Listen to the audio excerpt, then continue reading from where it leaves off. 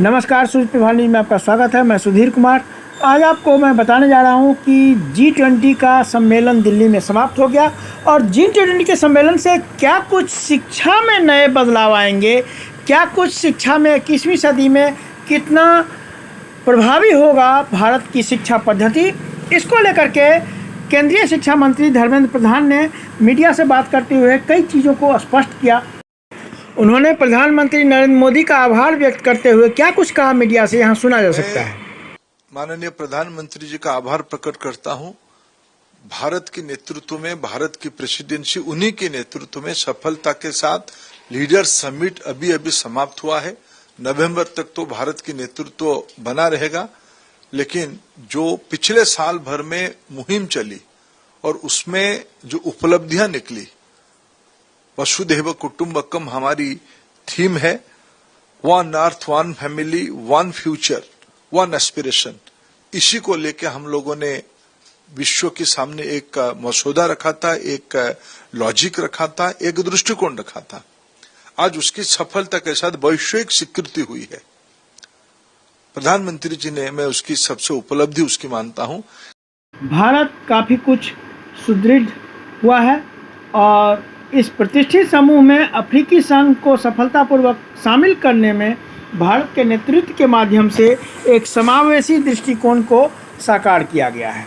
शिक्षा मंत्री ने कहा कि G20 के तहत शैक्षिक प्राथमिकताओं के बारे में अपने विचार व्यक्त करते हुए कहा कि नई दिल्ली में नेताओं की घोषणा में मूलभूत साक्षरता और संख्यात्मक गणना, तकनीकी सक्षम शिक्षा, आजीवन सीखने के लिए क्षमता निर्माण एवं कार्य आधारित विषयों पर सुदृढ़ीकरण जैसे महत्वपूर्ण क्षेत्रों पर विचार विमर्श को प्राथमिकता दी गई है। इसके बाद उन्होंने कई बिंदुओं को उल्लेख करते हुए कहा कि नई दिल्ली में नेताओं के घोषणा पत्र में इन बातों को शामिल किया गया है। तो आइए जानते हैं किन बातों को वहाँ शामिल किया गया है। पहली चीज़ है कि हमारी शिक्षा प्रणाली में परिवर्तन लाने और 21वीं सदी की चुनौतियों का सामना करने के लिए मानव पूंजी विकास का समर्थन करने में निवेश के महत्व को मान्यता दी गई है।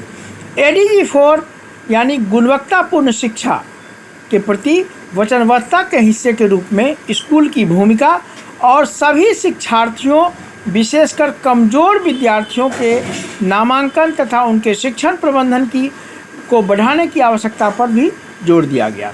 इसके अंतर्गत 2030 तक सभी विद्यार्थियों को मूलभूत कौशल हासिल करने के लिए तत्काल एवं सामूहिक कार्रवाई की आवश्यकता की भी पुष्टि की। उभरते हुए रुझान शिक्षा में डिजिटल और तकनीकी समाधान के उपयोग में बदलते पैटर्न, किफ़ायती और सुलभ शिक्षण संसाधनों को विकसित करने के लिए डिजिटल प्रौद्योगिकी की परिवर्तनकारी स्थिति तथा संस्थानों और शिक्षकों की क्षमता निर्माण की आवश्यकताओं को बल दिया है, उसको मान्यता दिया है। आर्टिफिशियल इंटेलिजेंस यानी कृत्रिम बुद्धिमत्ता सहित सभी उभरती प्रौद्योगिकी के साथ तालमेल बनाए रखने और शिक्षा में डिजिटल पब्लिक इंफ्रास्ट्रक्चर के निर्माण पर ध्यान केंद्रित किया है।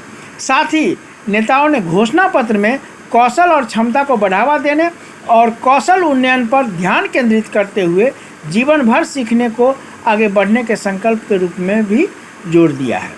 मंत्री कौशल विकास योजना, विश्वविद्यालयों में कौशल केंद्रों और अन्य कार्यक्रमों के माध्यम से किए जा रहे कार्यों की भी सराहना की। नेताओं की घोषणा से संयुक्त दोहरे डिग्री कार्यक्रमों, छात्रों और संकाय की बढ़ी हुई गतिशीलता जैसे संयुक्त शैक्षणिक और अनुसंधान गतिविधियों के माध्यम से उच्च शिक्षा संस्थानों के बीच अनुसंधान और नवाचार में सहयोग को बढ़ावा देने के महत्व से भी स्वीकृति प्रदान की गई।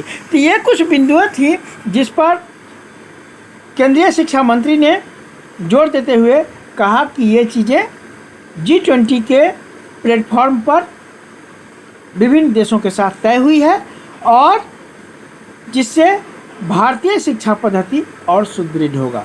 तो ऐसा ही वीडियो के लिए आप हमारे साथ बने रहें, लाइक शेयर सब्सक्राइब और कमेंट करते रहें। बेल आइकन दबाना ना भूलें। आपका दिन शुभ हो। नमस्कार।